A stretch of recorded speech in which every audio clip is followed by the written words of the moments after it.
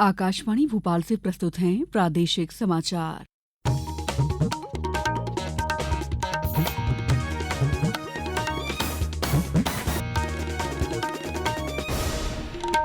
नमस्कार, समाचारों के साथ मैं दीपा सिंह। सबसे पहले मुख्य समाचार। गृह मंत्री अमित शाह आज सीबीआई द्वारा विकसित भारत पोर्टल का करेंगे शुभारंभ। शहडोल में 16 जनवरी को 7वीं रीजनल इंडस्ट्री कॉन्क्लेव का होगा आयोजन। प्रयागराज महाकुंभ में आपदा से निपटने के लिए एनडीआरएफ टीम की तैयारियां पूरी। और प्रदेश में कई स्थानों पर तापमान में गिरावट।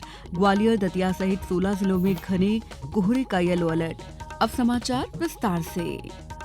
केंद्रीय गृह मंत्री अमित शाह आज नई दिल्ली में केंद्रीय अन्वेषण ब्यूरो की ओर से विकसित भारत पोर्टल का शुभारंभ करेंगे। ये पोर्टल इंटरपोल के माध्यम से अंतर्राष्ट्रीय सहायता के सभी अनुरोधों के मामलों में कार्रवाई को सरल बनाएगा।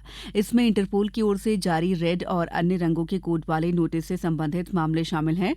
सोशल मीडिया पर एक पोस्ट में गृह मंत्री अमित शाह ने कहा है कि आज का दिन इस मायने में ऐतिहासिक है, क्योंकि आज केंद्रीय अन्वेषण ब्यूरो की ओर से विकसित भारत पोर्टल का शुभारंभ किया जाएगा। उन्होंने कहा कि इससे सभी के लिए सुरक्षित भारत के निर्माण के मोदी सरकार के सपने को साकार करने के लिए भारतीय जांच एजेंसियों की वैश्विक पहुंच बढ़ेगी और उनको नई धार मिलेगी।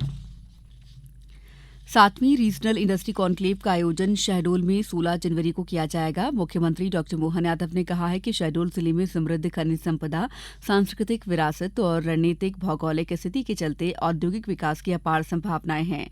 प्राकृतिक संसाधनों और औद्योगिक अवसरों से परिपूर्ण इस क्षेत्र में अब औद्योगिक निवेश के नए द्वार खुलेंगे।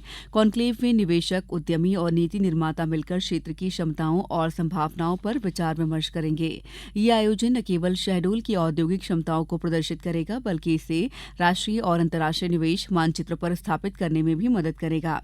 फरवरी 2025 में भोपाल में होने वाली ग्लोबल इन्वेस्टर समिट शहडोल की औद्योगिक संभावनाओं को वैश्विक मंच पर ले जाने का एक और बड़ा अवसर होगी। इस समिट में राज्य सरकार का ध्यान शहडोल को ऊर्जा, खनिज, पर्यटन आधारित उद्योगों के लिए एक प्रमुख निवेश स्थल के रूप में प्रस्तुत करने पर केंद्रित होगा। पंचायती राज संस्थाओं की अनुसूचित जनजाति की महिला प्रतिनिधियों के एक समूह ने कल राष्ट्रपति भवन में राष्ट्रपति द्रौपदी मुर्मू से मुलाकात की। जनजातीय कार्य मंत्रालय और लोकसभा सचिवालय के सहयोग से राष्ट्रीय महिला आयोग द्वारा आयोजित पंचायत से संसद पहल के तहत ये समूह दिल्ली में है। राष्ट्रपति ने समूह को संबोधित करते हुए कहा कि पंचायती राज संस्थाएं हमारे लोकतंत्र की आधारशिला रही हैं। वे जमीनी स्तर पर शासन और सामुदायिक विकास के लिए एक मंच प्रदान करती हैं। इन संस्थाओं ने महिलाओं के सशक्तिकरण में महत्वपूर्ण भूमिका निभाई है। उन्होंने कहा कि देश भर में लगभग 14 लाख महिलाएं पंचायती राज संस्थाओं और ग्रामीण स्थानीय निकायों में निर्वाचित सदस्य के रूप में काम कर रही हैं, जो कुल निर्वाचित प्रतिनिधियों का 46% है।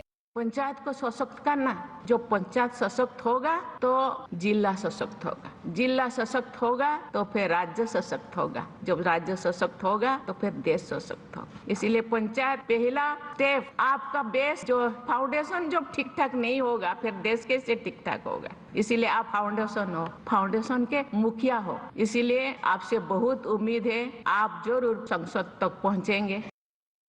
प्रदेश में मतदाता सूची के अंतिम प्रकाशन के दौरान मतदाताओं की संख्या 5,70,92,367 है। मुख्य निर्वाचन पदाधिकारी सुखबीर सिंह ने बताया कि प्रदेश में मतदाता सूची के विशेष संक्षिप्त पुनरीक्षण के दौरान मतदाताओं की संख्या में 4,97,404 की बढ़ोतरी हुई है। कल भोपाल में हुई बैठक में मतदाता सूची के विशेष संक्षिप्त पुनरीक्षण 2025 के अंतर्गत सभी जिलों में मतदाता सूची के अंतिम प्रकाशन के संबंध में जानकारी दी गई। प्रदेश में 29 अक्टूबर 2024 से मतदाता सूची के विशेष संक्षिप्त पुनरीक्षण 2025 का कार्यक्रम प्रारंभ हुआ था, जो 28 नवंबर 2024 तक चला। सूची का प्रदेश के सभी जिलों में अंतिम प्रकाशन 6 जनवरी को किया गया। मतदाता सूची के अंतिम प्रकाशन की सूची वेबसाइट और आयोग के पोर्टल पर देखी जा सकती है। समाचारों में वक्त है ब्रेक का। ये समाचार आप आकाशवाणी मध्य प्रदेश से सुन रहे हैं। ये समाचार बुलेटिन YouTube पर, Madhya Pradesh news All India Radio channel पर और फेसबुक, साथ ही एक्स प्लेटफॉर्म पर AIR न्यूज भोपाल पेज पर सुने जा सकते हैं। इसके अलावा आप हमारी वेबसाइट newsonair.gov.in पर अथवा न्यूज ऑन AIR ऐप पर भी समाचार सुन सकते हैं। ब्रेक के बाद समाचारों में आपका एक बार फिर स्वागत है। प्रयागराज में महाकुंभ के लिए सुरक्षा के पुख्ता इंतजाम किए जा रहे हैं। 13 जनवरी से 26 फरवरी तक होने वाले इस आयोजन के लिए किसी भी आपदा से निपटने के लिए एनडीआरएफ जवान तैनात किए गए हैं। इसमें जल आपदा के अलावा सभी इमरजेंसी से निपटने के लिए टीमें प्रशिक्षित की गई हैं। एनडीआरएफ के डीआईजी एमके शर्मा ने बताया कि महाकुंभ में किसी भी तरह की आपदा से निपटने के लिए टीम पूरी तरह तैयार है। महाकुंभ के लिए एनडीआरएफ की 20 टीमें तैनात हैं, जो कि वाटर इमरजेंसी के साथ सीवियरन इमरजेंसी, सीबीआरएन इमरजेंसी का मतलब केमिकल, बायोलॉजिकल, रेडियोलॉजिकल और न्यूक्लियर इमरजेंसी, तूफान से, आंधी से या और किसी अव्यवस्था के कारण, तो उसमें किस तरीके से मदद पहुंचाई जाए, उसमें भी हमारे पास जो यहाँ की स्पेशल टीमें हमारी आई हुई हैं। जहाँ तक उपकरणों का सवाल है, आप देख रहे हैं कि हमारी ये जो बोट हैं, ये बहुत ही पावरफुल स्पीड बोट हैं। इसके साथ में हमारे पास सोनार सिस्टम है, हमारे पास रिमोट लाइव बॉय है, हमारे पास ट्रेंड गोताखोर हैं जो काफी अनुभवी गोताखोर हैं, लेकिन मेन फोकस हमारा वाटर इमरजेंसी पर रहेगा। भोपाल में कल राष्ट्रीय बाल विज्ञान कांग्रेस का समापन हुआ। 4 दिवसीय इस आयोजन ने स्वास्थ्य और कल्याण के लिए पारिस्थितिकी तंत्र की समझ थीम पर विज्ञान और नवाचार को केंद्र में रखते हुए हजारों छात्रों को अपनी प्रतिभा प्रदर्शित करने का अवसर प्रदान किया। वेबकास्ट के महानिदेशक डॉ अनिल कोठारी ने कहा कि यह आयोजन बाल वैज्ञानिकों के लिए एक अद्भुत मंच है, जहां उनकी कल्पनाशीलता और नवाचार को नई दिशा मिलती है। ये कार्यक्रम भविष्य के वैज्ञानिकों को तैयार करने का एक महत्वपूर्ण कदम है। कार्यक्रम में 640 छात्रों ने भागीदारी की, जिसमें 194 प्रोजेक्ट मॉडल प्रस्तुत किए गए। इसमें 10 अंतर्राष्ट्रीय नवाचार मॉडल भी थे। सांस्कृतिक कार्यक्रमों में 28 राज्यों और 6 देशों के बच्चों ने भाग लिया। 16 सत्रों में विज्ञान के विशेषज्ञों और वैज्ञानिकों ने बच्चों के प्रश्नों के उत्तर दिए और उन्हें भविष्य में अनुसंधान के लिए प्रेरित किया गया। प्रदेश में एक बार फिर तेज ठंड का दौर शुरू होने की संभावना है। मौसम विभाग के अनुसार पश्चिमी विक्षोभ का असर आज या कल देखने को मिलेगा, जिससे तापमान में गिरावट आएगी। प्रदेश में कल नर्मदापुरम, ग्वालियर, रीवा संभाग में ठंड का असर रहा। सबसे कम तापमान छतरपुर में 8.5 डिग्री सेल्सियस दर्ज किया गया। मौसम विभाग ने ग्वालियर, दतिया, भिंड, मुरैना, मंदसौर, नीमच सहित 16 जिलों में घने कोहरे का येलो अलर्ट जारी किया है। भोपाल में कल न्यूनतम तापमान 10 डिग्री सेल्सियस दर्ज किया गया। विभाग के अनुसार जनवरी माह में कुछ स्थानों पर बूंदाबांदी के भी आसार हैं। केंद्रीय स्वास्थ्य और परिवार कल्याण मंत्री जेपी नड्डा ने कल टीबी मुक्त भारत अभियान के तहत 100 दिवसीय सदन अभियान के संबंध में संबंधित मंत्रालयों के साथ बैठक की। बैठक में श्री नड्डा ने कहा कि प्रधानमंत्री नरेंद्र मोदी ने सतत विकास लक्ष्य 2030 की समय सीमा से काफी पहले 2025 तक देश से टीबी को समाप्त करने का आह्वान किया है। उन्होंने बताया कि अभियान के पहले 30 दिनों में 2 करोड़ से अधिक लोगों की जांच की गई है। बैठक में 21 मंत्रालयों के सचिव और अधिकारी मौजूद रहे। अब कुछ समाचार संक्षेप में।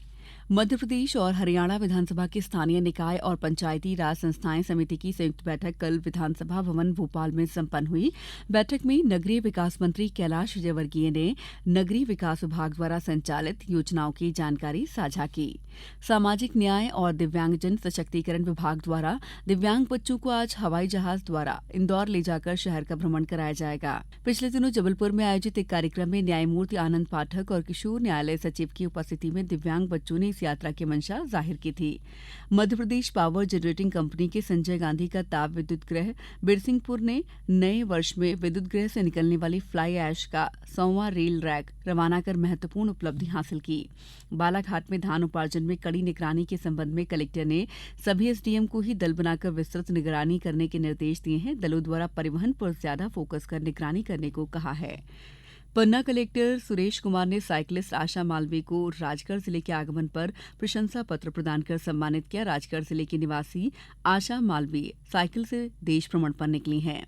Madhya Pradesh urban development company के प्रमुख अभियंता आनंद सिंह ने कल चंबल से मुरैना शहर को पानी देने वाली परियोजना के कार्यों का निरीक्षण कर फिल्टर प्लांट में मशीनरी और बिजली का कार्य शीघ्र पूरा करने के निर्देश दिए।